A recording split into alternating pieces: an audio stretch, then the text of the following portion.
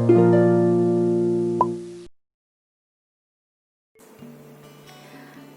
Swastiastu.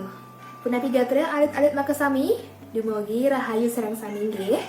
Pada pertemuan hari ini, kalian akan belajar mengenal aksara Bali, pengertian, dan cara penggunaannya. Nah, apakah salah satu dari kalian ada yang sudah pernah menulis aksara Bali? Kalau sudah ada yang pernah, silahkan tulis di kolom komentar ya. Nah, sekarang Miss akan menjelaskan pengertian aksara Bali. Apa sih itu aksara Bali? Aksara Bali yang juga dikenal sebagai Hana Caraka adalah salah satu aksara tradisional dari Indonesia yang berkembang di Pulau Bali. Aksara ini sering digunakan untuk menulis bahasa Bali, bahasa Kawi, dan bahasa Sanskerta. Aksara Bali aktif digunakan dalam sastra maupun tulisan sehari-hari masyarakat Bali sejak pertengahan abad ke-15. Yang hingga kini masih digunakan di Bali sebagai bagian dari muatan lokal, namun penggunaannya atau penerapannya sudah berkurang di kehidupan sehari-hari.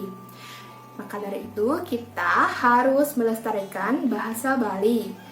Aksara Bali terdiri sekitar 18 sampai 36 aksara, tergantung dari penggunaan bahasa yang bersangkutan. Arah penulisan aksara Bali adalah dari kiri ke kanan.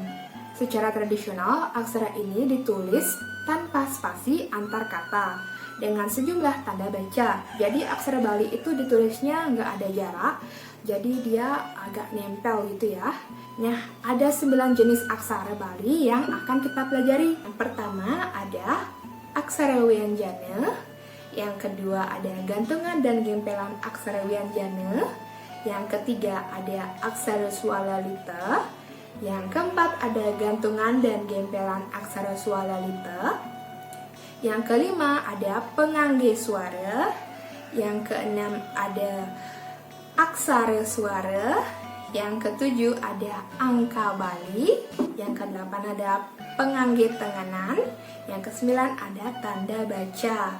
Nah, itu dia pengertian aksara Bali yang Miss dapat jelaskan. Sekarang kalian siapkan buku catatan karena Miss akan memberi contoh cara penulisan aksara Balinya. Nah, saran dari Miss, kalian menggunakan pensil agar mudah dihapus jika ada aksara yang kalian tulisnya masih belum pas atau masih salah. Nah, kita mulai aja cara nulis aksara Wianjananya. Oke, kita mulai sekarang. Nah, yang pertama, jangan lupa tulis nama, mata pelajaran, hari dan tanggal, dan judul. Nah, tulis sini catatannya. Yang kita bahas hari ini adalah aksara Bali Wianjana atau bisa disingkat jadi aksara Wianjana. Nah, aksara Wianjana adalah aksara konsonan dengan vokal inherent A yang menggunakan 18 bunyi konsonan dan 18 aksara dasar. Nah, jadi aksara Wianjana itu ada 2 jenis, ada deret kuno dan ada deret modern. Yang kita gunakan adalah deret modern sebanyak 18 konsonan. Jika deret kuno, jumlahnya ada sebanyak 33 bunyi konsonan. Nah, bunyi konsonan dari aksara Wianjana yaitu H, Na, Ca, Ra, Ka, Da, Ta, Sa, Wa, La, Ma, Ga, Ba, Nga, Pa, Ja, Ya, Nya. Nah, itu dia 18 konsonan A dari aksara Wianjana. Nah, Miss bingkai biar kelihatan lebih rapi. Kemudian yang kedua adalah gantungan dan gempelan aksara Wianjana. Huruf vokal dari setiap aksara dasar Hana Caraka dapat dimatikan dengan penggunaan adeg-adeg. Akan tetapi, adeg-adeg normalnya tidak digunakan di tengah kata atau kalimat. Sehingga untuk menuliskan suku kata tertutup di tengah kata dan kalimat, digunakanlah bentuk gantungan atau gempelan yang dimiliki oleh setiap aksara dasar. Gantungan melekat atau menempel di bawah aksara dasar. Kemudian, sedangkan gempelan melekat atau menempel di samping kanan aksara dasar. Berbeda dengan adeg-adeg, gantungan atau gempelan tidak hanya mematikan konsonan yang diiringinya, tetapi juga menunjukkan konsonan selanjutnya. Contohnya, aksara ma dan pa dapat berubah menjadi mpa. Nah, itu dia gantungan dan gempelan dari aksara Banjana. Kemudian yang ketiga adalah aksara Swalalita. Aksara ini digunakan untuk mengeja kata serapan Sanskerta atau bahasa Kawi. Nah, aksara Swalalita ini hanya ada beberapa. Yang pertama itu Nerambat, yang kedua Damadu, yang ketiga Talatik, yang keempat Tatawe, yang kelima Sasape, yang keenam Sasaga, yang ketujuh Gagare,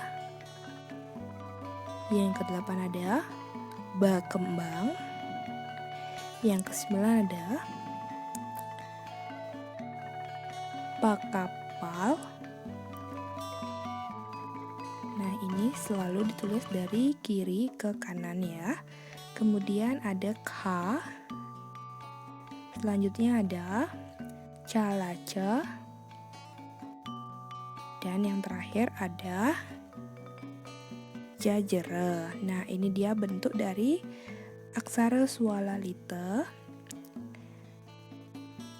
Nah, kemudian yang keempat adalah gantungan dan gempelan dari aksara Swalalita. Nah, gantungan dan gempelan aksara Swalalita hanya ada beberapa, yaitu na, ca, ka, da, ta, sa, ga, ba, pa, ja. Nah, tanda titik-titik 3 bukan bagian dari gantungan atau gempelannya, tetapi mengindikasikan posisi aksara yang ada di iringannya. Nah, demikian catatan yang harus kalian catat hari ini. Ada 4, mohon dicatat di buku catatannya. Nah, itu dia pelajaran cara menulis aksara Bali yang dapat Miss jelaskan melalui video ini. Semoga bermanfaat dan bisa kalian pahami dan dihafal hana carakanya, supaya nanti jika ada teks atau cerita dalam bahasa Bali yang menggunakan aksara Bali, atau ada soal yang suruhannya harus salin ke aksara Bali, kalian bisa menjawabnya. Oke, itu dia penjelasan dan cara penulisan aksara Bali yang dapat Miss sampaikan. Nah, Miss tutup untuk parama Santi. Om Santi Santi Santi Om.